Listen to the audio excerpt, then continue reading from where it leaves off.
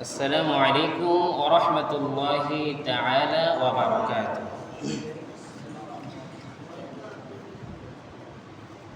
أعوذ بالله من الشيطان الرجيم. بسم الله الرحمن الرحيم.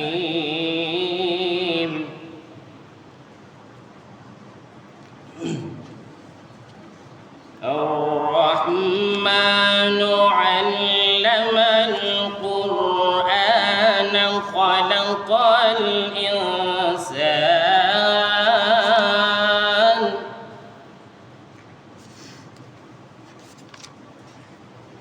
الرحمن علم القرآن خلق الإنسان علمه البيان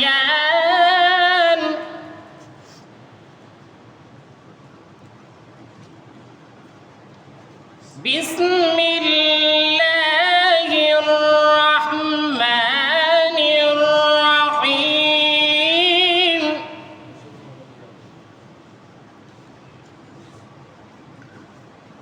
إن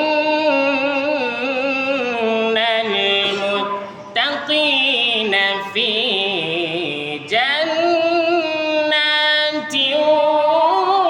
ونهر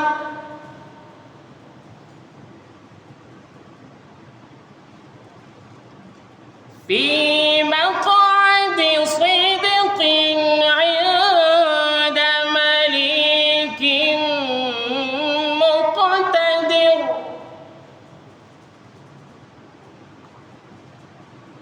في مقعد عند مليك مقتدر. في مقعد صدق عند مليك مقتدر. بسم الله الرحمن الرحيم.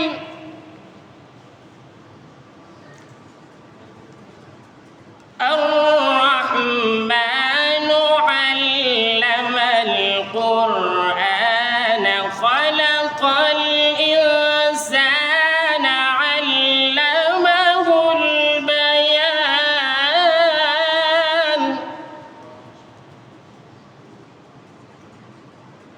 الشمس والقمر بحسبان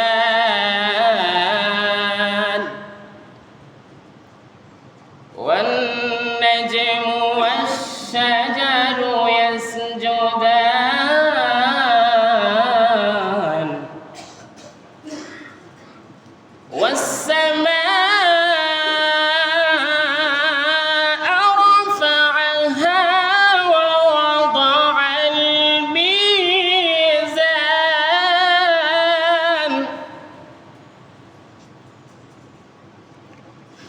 ألا تطغوا في الميزان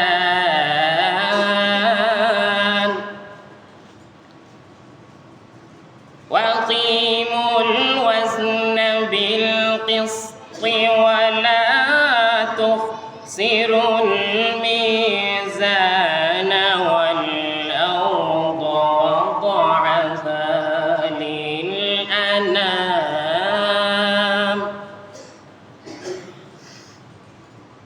فيها فاكهة والنخل ذات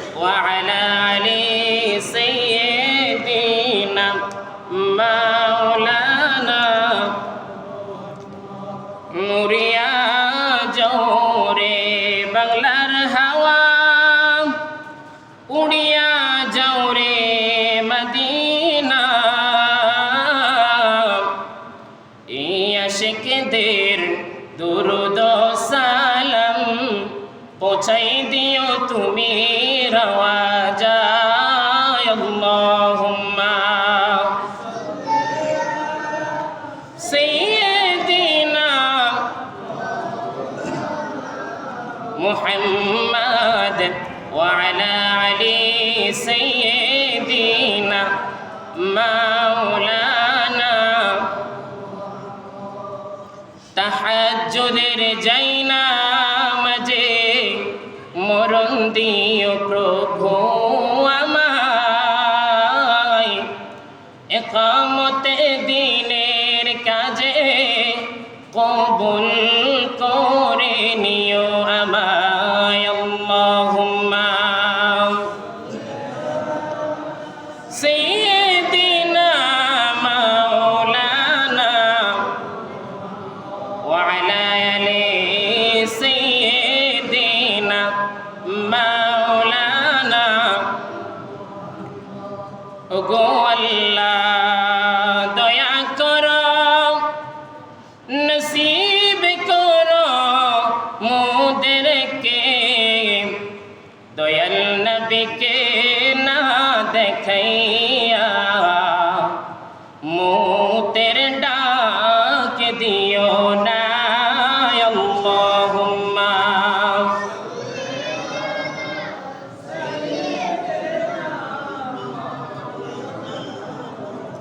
ওয়া আলা আলি সাইয়্যিদিনা মাওলানা। আমরা জোরে সোরে মুহাব্বতে পড়ব। বালাগাল উলা বিকামালিহি কাশাফাত তুজা বিজামালিহি হাসানাত জামিউ খিসালিহি সাল্লু আলাইহি नहीं है तुझा में मिसाल मुहम्मद जमाल खुदा है कमाल मुहम्मद बलगल उला बिकमालिही कशफत तुजा बिजमालिही حسنت جميع خصاله صلوا عليه حسرت میرو رہا ہے سارے عالم بے گمان آتش دل کے جلن سے صورت میرو رہا بلغ العلا بكماله كشف الدجى بجماله حسنت جميع خصاله صلوا عليه الحمد لله সবাই পড়ছি আলহামদুলিল্লাহ। আপনারা সবাই কেমন আছেন? আবার শুনতে চাচ্ছি কেমন আছেন? আলহামদুলিল্লাহ। আমরা অনেক ভাগ্যবান। কেমন ভাগ্যবান শুনবেন? আমরা রমজানের শুরু পেয়েছি জুমা দিয়ে। সুবহানাল্লাহ পড়েন। 2026 সালে রমজান শুরু করছি কি দিয়ে? জুমাআতুল মুবারক দিয়ে। আবার শেষ করব জুমাআতুল মুবারক দিয়ে। সুবহানাল্লাহ। তার মানে আমরা 2026 সালের পবিত্র মাহে রমাদানে 5টি জুমা পেয়েছি, ঠিক না ভাই? কয়টি? 5টি জুমা। শুরু করেছি জুমা দিয়ে, আজকে শেষ করব জুমা দিয়ে। কত বড় ভাগ্যবান! এমনিতেই হাদিস শরীফের মধ্যে বর্ণনা হয়েছে গরিব যারা, তাদের জন্য জুমাহের দিন হজের দিন। সুবহানাল্লাহ। যারা গরিব, আমরা যারা গরিব, আমাদের জন্য উলামায়ে কেরামরা জানে আমাদের জন্য এমনিতেই জুমার দিন হজের দিন। সুবহানাল্লাহ পড়েন। যে ব্যক্তি একনিষ্ঠভাবে আল্লাহ তাআলাকে তাকওয়া করে ভয় করে জুমাহের নামাজে আগে আগে প্রবেশ করবে, আল্লাহ তাআলা তাকে একটি কবুল হজের সওয়াব লিখে দেবেন। সুবহানাল্লাহ। বুখারী শরীফ 6305 নম্বর হাদিসের মধ্যে বর্ণনা আছে, মুসলিম শরীফে এই কথাটা আছে। সুবহানাল্লাহ পড়েন। আর আমাদের মধ্যে যারা ধনী রয়েছেন তাদের একটা ঈদের আনন্দ দিয়ে দিবেন জুমাহের দিনে নামাজ পড়লে। সুবহানাল্লাহ। তাহলে দেখেন, জুমা শুরু করেছি রমজান, আবার জুমা শেষ করব জুমা দিয়ে, তাই 5টি রমাদান আমরা পেয়েছি। আল্লাহ তাআলা যেন এই জুমার 5টি ফজিলত আমাদেরকে আল্লাহ তাআলা অনেক বেশি বেশি নেকি দিয়ে যেন ভরপুর করে দেন, বলেন আমিন। এই 5টি জুমার ফজিলত, সুবহানাল্লাহ। আমরা রহমত পেলাম 10 দিন, মাগফিরাত পেলাম 10 দিন, এবং নাজাত পেলামও 10 দিন, সুবহানাল্লাহ। আল্লাহ তাআলা রহমতের 10 দিন, মাগফিরাতের 10 দিন এবং নাজাতের 10 দিন আমরা যা আমল করেছি, যা কিছু তোমার থেকে আমরা শিখেছি, তোমার রাসূল থেকে শিখেছি, সমস্ত আমলগুলির ভুল বেয়াদবি ত্রুটি মাফ করে তুমি দয়া করে আজকের এই জুমাতুল বিদাহের উসিলায় তুমি আমাদেরকে কবুল করো, বলেন আমিন। একটু জোরে বলেন না আমিন। আমি রিকোয়েস্ট করবো যারা মুরব্বী আছেন সবাই সামনের কাতারে চলে আসুন, আর যারা উলামায়ে কেরাম রয়েছেন, প্রফেসরে কেরাম রয়েছেন এবং মাদ্রাসায় পড়ুয়া যারা রয়েছেন, মাদ্রাসার জ্ঞান আছে, তারা আমার সামনে বসবেন। আমার সামনে মানে আমার কাছাকাছি বসবেন, কারণ ভালো লাগবে যখন শিক্ষিত ভাইয়েরা, মাদ্রাসায় পড়ুয়া আলেম জ্ঞানীরা যখন সামনে বসবে, তখন কথা বলতে আলাদা একটা মজা পাওয়া যাবে, ঠিক কিনা? এই জন্য আমি রিকোয়েস্ট করবো আলেম উলামায়েরা হাফেজরা আমার সামনে বসবেন, আর আপনারা যারা মুরব্বী আপনারা সামনের কাতারে বসবেন, ইনশাল্লাহ বলেন ইনশাল্লাহ। এটা সবসময়, শুধু আজকে না, সবসময় ইনশাল্লাহ। তাহলে দেখবেন মসজিদের চিত্রটা অন্যরকম সুন্দর হয়ে যাবে ইনশাল্লাহ। আমরা ছোটরা বড়দেরকে ইজ্জত করবো, সম্মান দিব, আর আমরা যারা বড় রয়েছি ছোটদেরকে স্নেহ করবো, মমতা করবো, ভালোবাসা দেবো, বলেন ইনশাআল্লাহ। আজকে আমি অতি সংক্ষেপে, আল্লাহ তাআলা যদি তৌফিক দেয়, কথা বলবো কুরআনুল কারীমের 22 নম্বর পারার 33 নম্বর সূরা। একটু খেয়াল করেন, 21 নম্বর আয়াতুল কারিমা হলো, আমার প্রিয় নবী মুহাম্মদুর রাসূলুল্লাহ সাল্লাল্লাহু আলাইহি আজমাইন থেকে আমরা যেন অনুসরণ করি, সমস্ত জিন্দেগিকে যেন আমরা শিক্ষারূপে গ্রহণ করি, আমরা আল্লাহ একটি আয়াত এখানে পাঠিয়ে দিলেন, বলেন সুবহানাল্লাহ। আল্লাহ তাআলা বললেন, লাকাদ কানা লাকুম ফি রাসূলিল্লাহি উসওয়াতুন হাসানাহ, বলেন সুবহানাল্লাহ। একটু খেয়াল করেন, লাকাদ কানা লাকুম ফি রাসূলিল্লাহি উসওয়াতুন হাসানাহ, সুবহানাল্লাহ বলেন না। এটার অর্থ হলো, হে আমার মুমিন বান্দারা, তোমরা যদি নিজেকে সংশোধন করতে চাও, ফি রাসূলিল্লাহি উসওয়াতুন হাসানাহ, আমার প্রিয় হাবিবকে অনুসরণ করো। উসওয়াতুন হাসানা, যারা আরবি বুঝেন আপনারা বুঝতেছেন আমার কথাগুলো। উসওয়াতুন হাসানার অর্থ হলো, তোমরা যারা নিজেকে সংশোধন করতে চাও, জীবনের মধ্যে সৌন্দর্য এবং সম্মান পেতে চাও, উসওয়াতুন হাসানা, আমার রাসূলের পুরো জিন্দেগিটাকে অনুসরণ করো, সুবহানাল্লাহ। তারপরে বললেন, লিমান কানা ইয়ারজুল্লাহ ওয়াল ইয়াউমাল আখির, তোমরা যারা পরকালে, ওয়াল ইয়াউমাল আখির, পরকালে ভালো পেতে চাও, জান্নাত পেতে চাও, জাহান্নাম থেকে মুক্তি পেতে চাও, তাহলে ওয়াল ইয়াউমাল আখির ওয়া যাকারাল্লাহা কাসীরা, তোমরা আমি আল্লাহকে পরিপূর্ণভাবে ইত্তেবা করো, আমি আল্লাহর হুকুম পরিপূর্ণভাবে মানো। ওয়া যাকারাল্লাহা কাসীরা, আমার জিকির করো, আমার স্মরণ করো, বলেন না সুবহানাল্লাহ। আপনারা কি বুঝতেছেন আমার কথাগুলো? হ্যাঁ, না বুঝলে বলেন, কোনো অসুবিধা নেই, আমি একবারে সুন্দরভাবে বুঝিয়ে দেবো ইনশাআল্লাহ। তাহলে এখানে 2টা কথা আসলো, না 3টা কথা। 1 নম্বরে আসলো, আমরা যদি নিজেকে পরিবর্তন করতে চাই, তাহলে আমাদের রাসূলের চরিত্রের বিকল্প আর কিছুই নাই, রাসূলের চরিত্রকে অনুসরণ করতেই হবে, কারণ ফি রাসূলিল্লাহি উসওয়াতুন হাসানাহ, সুবহানাল্লাহ বলেন না ভাই। তারপরে কি, লিমান কানা ইয়ারজুল্লাহ ওয়াল ইয়াউমাল আখির, যদি তোমরা পরকালে শান্তি পেতে চাও, মুক্তি পেতে চাও, তাহলে রাসূলের ইত্তেবা ব্যতীত কি নাই, কোনো উপায় নাই, তাকে অনুসরণ করতেই হবে সর্বাবস্থায়। তারপরে কি, ওয়া যাকারাল্লাহা কাসীরা, যদি আমার রাসূলকে ইত্তেবার মাধ্যমে পরকাল পাও, তাহলে আমি আল্লাহ কথা দিলাম, ওয়া যাকারাল্লাহা কাসীরা, আমি আল্লাহ তোমাদের হয়ে যাব, সুবহানাল্লাহ। আল্লাহ কার হয়ে যাবে? আল্লাহ আমাদের হয়ে যাবে, কিন্তু আল্লাহ আমাদের হওয়ার আগে 3টা শর্ত, আতিউল্লাহ ওয়া আতিউর রাসূল ওয়া উলিল আমরি মিনকুম, সুবহানাল্লাহ পড়েন না। কয়টা শর্ত? 3টা। আল্লাহকে পেতে হলে রাসূলকে অনুসরণ করতে হবে, ওয়া উলিল আমরি মিনকুম, কোনো প্রকারের ভালোকে খারাপ বলা যাবে না, আবার কোনো প্রকারের খারাপকে ভালো বলা যাবে না, সুবহানাল্লাহ পড়েন না। ওয়া উলিল আমরি মিনকুম, এটার অর্থ, মূল অর্থ হলো, আপনি ভালোকে ভালোই বলতে হবে, হককে হকে বলতে হবে, আবার মিথ্যাকে মিথ্যাই বলতে হবে, হ্যাঁ, খারাপ খারাপই বলতে হবে। প্রয়োজনে আপনার গলায় ছুরি আসুক, আপনার হাসি হোক, আপনার জেল হোক, আপনার সব চলে যাক, তারপরও আপনি ভালোকে ভালো, কোনো পয়েন্ট বসানোর এখানে কোনো আপনি লোকমা দেওয়ার কোনো সুযোগ নাই, আর খারাপকে খারাপ বলতেই হবে, এখানে আপনি কোনো পয়েন্ট বসানোর, কলম বসানোর কোনো সুযোগ নাই। এই কথাটা কোথায় আছে? ওয়া তাওয়াসাউ বিল হাক্কি ওয়া তাওয়াসাউ বিস সবরি, বলেন না সুবহানাল্লাহ। তার মানে আপনি হককে হক বলতে হবে, এবং যখন হককে হক বলতে যাবেন, হাফেজ সাহেব একটু খেয়াল করেন, ওয়া তাওয়াসাউ বিল হাক্কি, আপনি যখন হককে বলবেন তখন আপনার বিরুদ্ধে কি গুলি আসবে না?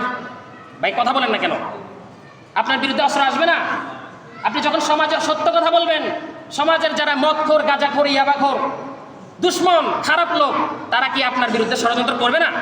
ওয়া তাওয়াসাউ বিল হাক্কি। এবার আমার আল্লাহ কত সুন্দর করে বলতে দিলে, ওয়া তাওয়াসাউ বিস সবরি। যখন তুমি বান্দা হক কথা বলবা, সত্য কথা বলবা, কারো না কারো গায়ে তো লাগবে, সে তোমার বিরুদ্ধে ষড়যন্ত্র করবে, তোমার মান সম্মান নষ্ট করবে, তোমাকে চাকরি থেকে বিতাড়িত করবে, সমাজে তোমাকে কলঙ্কিত করবে। তখন তুমি কি করবা বান্দা? তখন তুমি ধৈর্য ধারণ করো, ইন্নাল্লাহা মা'আস সাবিরিন। লাস্টের কথা আর কি, ওয়া তাওয়াসাউ বিস সবরি। সুবহানাল্লাহ, সুবহানাল্লাহ। এবারে আসেন হাদিস শরীফ, হাদিসে মুসনাদ আহমদ, একটু খেয়াল করেন, মুসনাদে আহমদ 8939 নম্বর হাদিস। মুসনাদে আহমদ শরীফ 8939 নম্বর হাদিস শরীফের মধ্যে ছোট্ট একটা বাক্যে লেখা আছে, আন আবি হুরায়রা রাদিয়াল্লাহু তাআলা আন ক্বালা ক্বালা রাসূলুল্লাহ সাল্লাল্লাহু আলাইহি ওয়াসাল্লাম ইন্নামা বুইসাত, একটু খেয়াল করেন, ইন্নামা বুইসাত, আমি তোমাদের প্রেরিত শিক্ষক, বলেন না সুবহানাল্লাহ। ইন্নামা বুইসাত, আমি তোমাদের প্রেরিত শিক্ষক, মানে কে? আল্লাহ পাঠাইছেন আমাদের নবীকে শিক্ষক হিসাবে। কে পাঠাইছেন? আল্লাহ, প্রেরিত শিক্ষক। লিউতিম্মিমা মাকারিমাহা আল আখলাক, বলেন না সুবহানাল্লাহ। লিউতিম্মিমা মাকারিমাহা আল আখলাক, তার মানে আল্লাহ তাআলা প্রেরণ করেছেন আমার নবীকে শিক্ষক হিসাবে। সুবহানাল্লাহ। কি হিসাবে জানি? শিক্ষক হিসাবে, আমার জন্য, আপনার জন্য নয়। আর সামা আর তার মানে আসমান এবং জমিনের মধ্যে যাহা কিছু আছে সকল সৃষ্টি জগতের জন্য। ওয়া মা আরসালনাকা ইল্লা রাহমাতাল লিল আলামিন। সুবহানাল্লাহ পড়েন। সমস্ত আসমান জমিনে যত প্রকারের আমার সৃষ্টিকর্তা রয়েছে, সৃষ্টি রয়েছে, আমার সৃষ্টিকর্তা যা সৃষ্টি করেছেন সব কিছুর রহমত হিসাবে, শিক্ষক হিসাবে, সব কিছুর রহমত স্বরূপ আমার আল্লাহ আমাদের নবীকে পাঠিয়েছেন, যেন নবীকে দেখে দেখে আমরা শিখতে পারি। সুবহানাল্লাহ। প্রিয় হাজিরিন, মুসাল্লিয়ানি কেরাম, আমার বন্ধুরা, তাহলে আমাদের রসুলকে অনুসরণ করার বিকল্প আর কিছুই নাই। আমরা দুনিয়ার কাউকে অনুসরণ করব না। কোরআন এবং হাদিস দিয়ে আমি দলিল দিয়ে দিলাম, দুনিয়ার কাউকে আমরা অনুসরণ করব না। আমরা সরাসরি অনুসরণ করব কাকে? মুহাম্মদুর রাসূলুল্লাহ সাল্লাল্লাহু আলাইহি ওয়াসাল্লামকে, আমাদের কলিজার টুকরা, আমাদের প্রিয় হাবিবকে আমরা অনুসরণ করব। সবাই বলেন ইনশাআল্লাহ। আরো জোরে বলেন ইনশাআল্লাহ। আমাদের অনুসরণের মধ্যে কোনো প্রকারের ঘাটতি থাকা যাবে না, কোনো প্রকারের ঘাটতি থাকা যাবে না।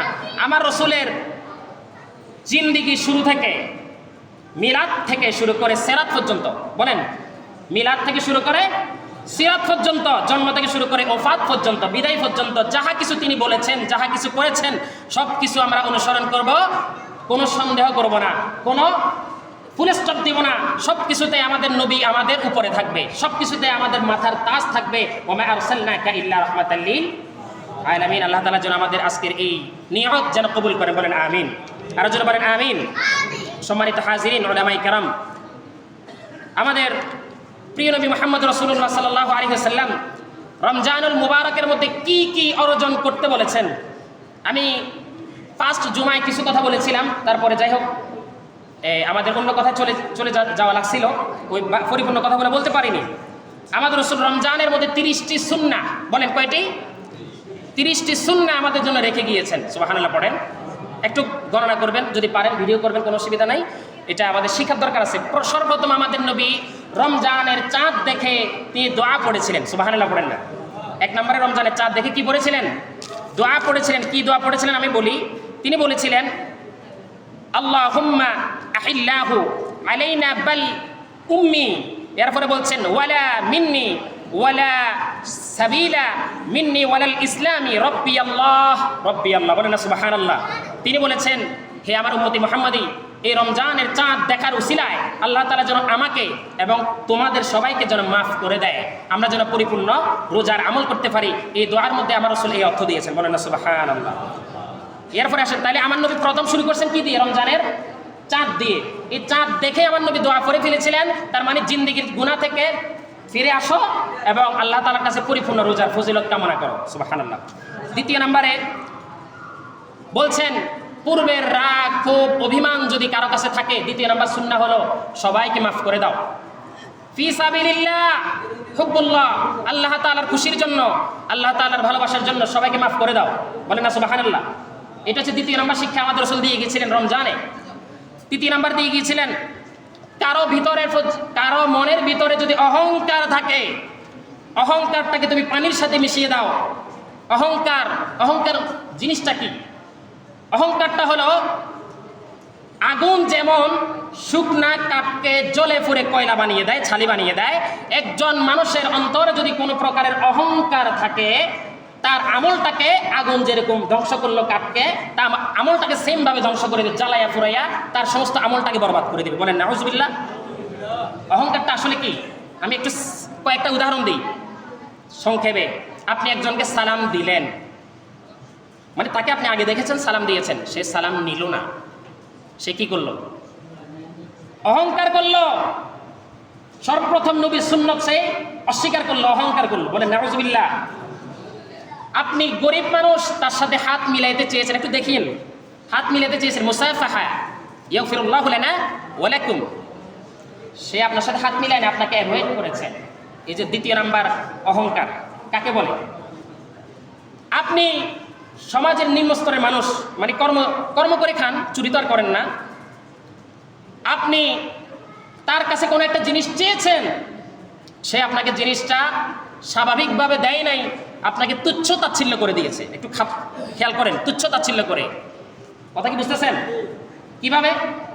আরে এই জিনিসটা তো আমি আমার চাকরকে দিই, এই জিনিসটা তো আমার কাজের মানুষকে দিই, অথচ আপনি তার আত্মীয় প্রতিবেশী, আপনি তার কাছে হকদার, জাকাতের হকদার আপনি চেয়েছেন, সে আপনাকে তুচ্ছ তাচ্ছিল্য চাকরের সাথে উদাহরণ দিয়ে দিয়েছে। আরে এটা তো আমি প্রতি বছর দিই, তো প্রতি বছর তো আমি আমার চাকর বাকরকে দিই, গরিবদেরকে দিই, আরে ধরো তুমিও নাও। ঠিক কিনা ভাই? বলেন ঠিক কিনা? এই ধরনের বিভিন্নভাবে, আমি উদাহরণ দিলে ভাই উদাহরণ শেষ হবে না, তো তাই সংক্ষেপে কয়েকটা বললাম। এই ধরনের বিভিন্ন প্রকারের অহংকার আমাদের ভিতরে প্রকাশ হয়।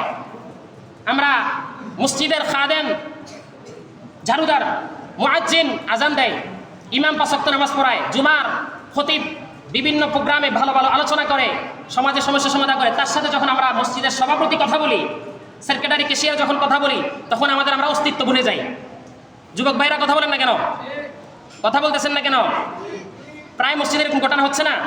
আমরা তখন ভুলে যাই আমরা যে আল্লাহর গোলাম, আমরা যে আল্লাহর ঘরের মসজিদের গোলাম, আমরা ভুলে যাই। আমরা মনে করি যে না, আমরা মনে হয় মসজিদের মালিক হয়ে গেলাম। তখন আমরা মসজিদের ইমামদের সাথে, আল্লাহর ঘরের গোলামদের সাথে আমরা নিজের ঘরের গোলামের মতো আচরণ করি। এরকম কি নাই? আপনাদের সমাজে নাই? আপনাদের সমাজে নাই, কিন্তু প্রায় সমাজে মসজিদের কমিটিদের খারাপ আচরণের কারণে ইমামরা আজকে অবহেলিত, ইমামরা সম্মান নিয়ে যেতে পারে না।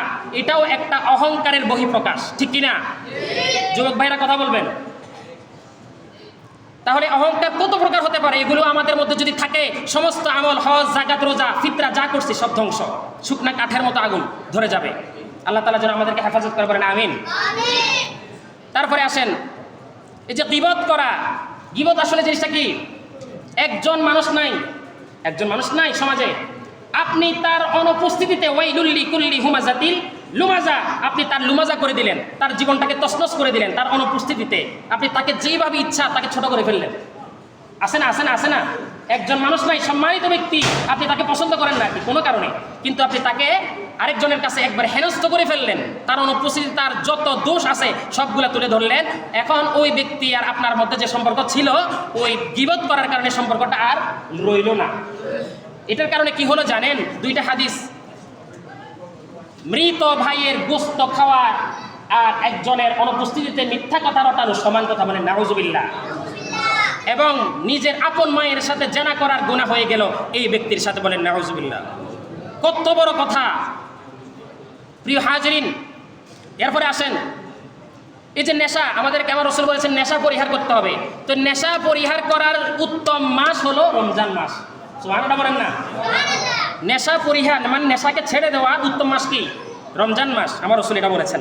তারপরে এই যে আমরা ঝগড়া করি, মারামারি করি, বিভিন্ন কিছু করি, ফাসাদ করি, এগুলো আমাদেরকে এই রমজান মাসে ছেড়ে দিতে বলছেন। আল্লাহ তাআলা যেন কবুল করেন, বলেন আমিন। খেয়াল করেন। এরপরে চুরি ডাকাতি করা যাবে না ভাই, প্লিজ একটু খেয়াল করেন, মনোযোগ, গুরুত্বপূর্ণ কথা। চুরি ডাকাতি ছেড়ে দিতে হবে। এরপরে কেউ যদি দোষ করে ফেলে, ভুল করে ফেলে, তাকে মাফ করে দিতে হবে আল্লাহর খুশির জন্য। তারপরে আসেন 5 ওয়াক্ত নামাজের ট্রেনিং এই রমজান মাসে নিতে হবে। এই মাসে 5 ওয়াক্ত নামাজের ট্রেনিং। তারপরে তারাবির নামাজ আমরা যাহা পড়েছি, এই তারাবির নামাজটাকে রমজানের পরে সুন্নতের মতো, নফলের মতো করে অব্যাহত রাখতে হবে। আমরা যে রমজান মাসে জামাতে তারাবির নামাজ পড়ছি, খারাপ লাগছে? খারাপ লাগে নাই, কত ভালো লাগছে। হ্যাঁ, হাফেজ সাহেবদের তেলাওয়াত কত সুন্দর, এক একটা হাফেজ সাহেবদের, ভালো লাগছে না?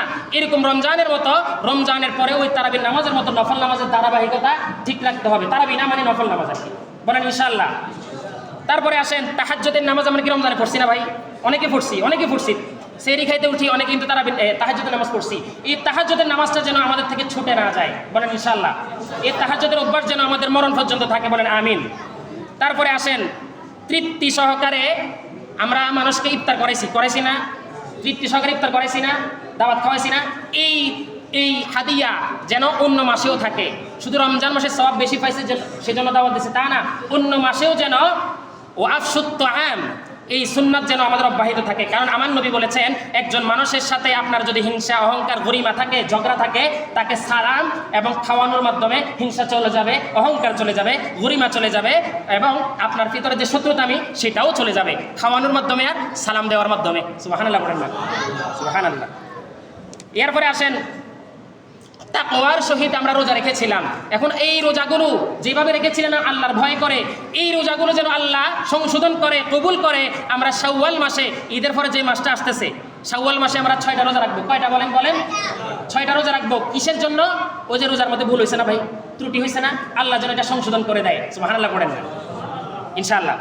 এরপরে আসেন পবিত্র কোরআন আমরা রমজান মাসে অনেকে পড়েছি, অনেকে শিখেছি, অনেকে শুনেছি। এই কোরআন যেন প্রতিদিন ফজরের নামাজের পরে এবং 5 ওয়াক্ত নামাজের পরে যেন আমরা পড়তে ভুলে না যাই। আমার রাসূল আদেশ দিয়েছেন আমরা এই কোরআন তেলাওয়াত যেন অব্যাহত থাকে সারাটা বছর, বলেন ইনশাআল্লাহ, ইনশাআল্লাহ, ইনশাআল্লাহ। তারপরে আল্লাহর পবিত্র নামের জিকির করার জন্য তিনি বলেছেন, এই যে আমরা বিভিন্ন প্রকারের নামের খতম দিয়েছি, কোরআন খতম দিয়েছি, আল্লাহর নিরানব্বই নামের খতম দিয়েছি, খতমে তাহলিল, বিভিন্ন খতম দিয়েছি না? এই আল্লাহর পবিত্র নামের খতমটা যেন আমরা ভুলে না যাই, আমরা যেন সবসময় খতমটা পড়ি। এই রমজান মাসটা হলো ট্রেনিং সেন্টার। কিসের মাস? ট্রেনিং এর মাস এই রমজান মাস। আল্লাহ তাআলা যেন আমাদের কবুল করেন, বলেন আমিন। আচ্ছা, এরপরে আসেন, আর অনেকগুলো কথা রয়ে গেছে, আমি দুঃখিত, সময়ের কারণে আমি বলতে পারতেছি না। যদি সুযোগ হয় ইনশাআল্লাহ বলবো। আসেন, বলেন ইনশাআল্লাহ। আগামীকালকে পবিত্র ঈদুল ফিতর হবে ইনশাআল্লাহ, বলেন ইনশাআল্লাহ। হ্যাঁ, তাহলে আমরা পবিত্র ঈদুল ফিতরে সর্বপ্রথম কাজ কি করব? চাঁদ দেখবো ইনশাআল্লাহ। চাঁদ যদি নাও দেখি, আনুমানিক করে আমি যে দোয়াটা পড়েছিলাম একটু আগে, এই দোয়াটা আমরা পড়বো। এই দোয়াটার অর্থ হলো, আল্লাহ, বলেন হে আল্লাহ, জোরে হে আল্লাহ, বিগত জীবনের যত গুনাহ আমি করেছি, আমার ভাই করেছে, আমাদের উভয়জনকে আপনি মাফ করে দেন, আমরা যেন নতুন জীবন শুরু করতে পারি। সুবহানাল্লাহ, কত সুন্দর একটা অর্থ, সুবহানাল্লাহ। এরপরে আমরা প্রথম কাজ হলো এটা। দ্বিতীয় নাম্বার কাজ হলো ঈদের নামাজে আমরা তাকবীর বলতে হবে। আল্লাহু আকবার, আল্লাহু আকবার, লা ইলাহা ইল্লাল্লাহু আল্লাহু আকবার ওয়ালিল্লাহিল হামদ। সুবহানাল্লাহ পড়েন। এটা কখন করব? এটা আমরা যখন ঈদের নামাজে আসবো, মানে বাসা থেকে প্রতি কদমে কদমে, এক কদম এটা, আরেক কদম এটা, এইভাবে পড়তে পড়তে আমরা কদম বাড়াবো।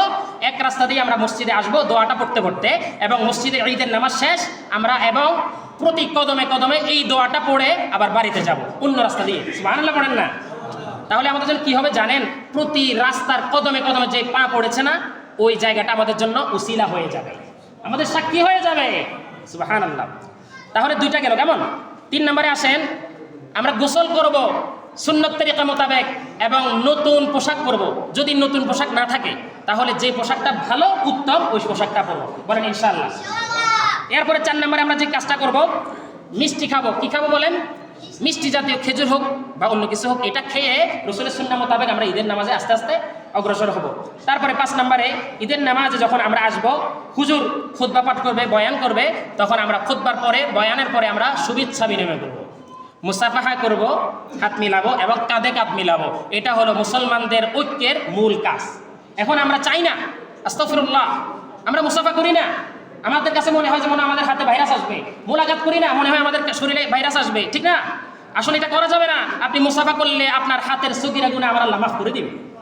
আপনি যদি কাঁধ মিলান, মানে আঞ্জি বলে আর কি, নাকি মোলাকাত বলে, আপনার এই শরীরের গুনাহটা, সগীরা গুনাহটা আমার আল্লাহ মাফ করে দিবে। সুবহানাল্লাহ। তাহলে ইনশাআল্লাহ আমরা করবো তো, মুসাফা করব। তারপরে আসেন আমরা ঐক্যের ভ্রাতৃত্বের আবদ্ধনে আমরা একজনকে একজন দাওয়াত করব। আমরা ছোটবেলায় দেখতাম শাকিল ভাই, এই ছোটবেলায় আমরা সেমাই খাওয়ার জন্য সবার বাসা যাইতাম, আত্মীয়দের বাড়িতে যাইতাম, নানুর বাড়ি, দাদুর বাড়ি, চাচার বাড়ি, বিভিন্ন বাড়িতে যাইতাম। কারো বাড়ি কিন্তু মিস করতাম না। আর বর্তমানে ভাই কি আসলো, কারো বাড়িতে কেউ যাইতে চায় না, ঠিক না? যাইতে চায় না। এটা না যাওয়ার কারণে শয়তান ইন্ধন দিচ্ছে। আল্লাযী ইউওয়াসউইসু ফি সুদুরিন নাস। শয়তান বলতেছে, বেড়া তুইও তো ধনী, ও ধনী, তুইও ধনী, যাওয়ার কি দরকার? এটা করে শয়তান আমাদের মধ্যে কি করলো ভাই, দেওয়াল তুলে দিল, দেওয়াল। এটা করার কারণে আপনি এখন আমাকে ভালোবাসেন না, আমিও ভালোবাসি না। ও যে শয়তান ভিতরে ওয়াসওয়াসা দিয়ে দিল, বলেন নাউজুবিল্লাহ। তাহলে আমরা শয়তানের কথা শুনবো না। আমরা যত ধনী হই আমরা গরিবের কাছে যাব, আমার বোন গরিব তো তার কাছে যাব, যাওয়ার সময় একটু হাদিয়া নিয়ে যাবো আর কি। সে যেহেতু গরিব, তারও তো আনন্দের দরকার আছে। সুবহানাল্লাহ পড়েন না? তারপরে আনন্দ ভাগাভাগি করা। আনন্দ ভাগাভাগি কিভাবে? আমরা তো ধনীরা আনন্দ ভাগাভাগি করব। রাস্তার মধ্যে কিছু শিশু আছে, মা নাই, বাবা নাই, এতিম মিসকিন, দেখিয়েন এই ঈদের মধ্যে টাকা তোলার জন্য আসে না। আপনার যদি মনে অহংকার না থাকে, ওই ছেলেকে আপনি কোলে নিয়ে চুমু খেয়ে আঞ্জা করে ওই ভিক্ষুক ছেলেটাকে আপনি যদি কোলে নিতে পারেন, মনে করবেন যে আপনার ভিতরে কোনো অহংকার নাই, আপনার সঠিক ঈদ হচ্ছে, ঈদের ভাগাভাগি হচ্ছে, আপনি এটা মনে করতে পারবেন। আর আপনি যদি ওটাকে দেখি তুচ্ছতাচ্ছিল্য করেন, মনে করবেন যে না, আপনার ঈদ হচ্ছে না, আপনার ভিতরে অহংকার এখনো আছে, রমজান আপনাকে এখনো পরিবর্তন করতে পারে নাই। আচ্ছা আসেন, তারপরে আমরা ঈদের নামাজের ওয়াজিব নামাজ কত ভাই, কথা বলেন না, কত ওয়াজিব 2 রাকাত নামাজ। এই ওয়াজিব 2 রাকাত নামাজে আমরা 6 তাকবীরে পড়বো। বলেন কত তাকবীরে? 6 তাকবীরে পড়বো। বুঝছেন? কিছু কিছু হাইব্রিড আলেম, কি আলেম হাইব্রিড খাওয়া খাই আমাদের শরীরের মধ্যে বিভিন্ন রোগ দেখা দিচ্ছে না ভাই। এই হাইব্রিড আলেম এরা ইহুদি দ্বারা পরিচালিত। কি দ্বারা বলেন? ইহুদি দ্বারা পরিচালিত। আমার কাছে তথ্য আছে।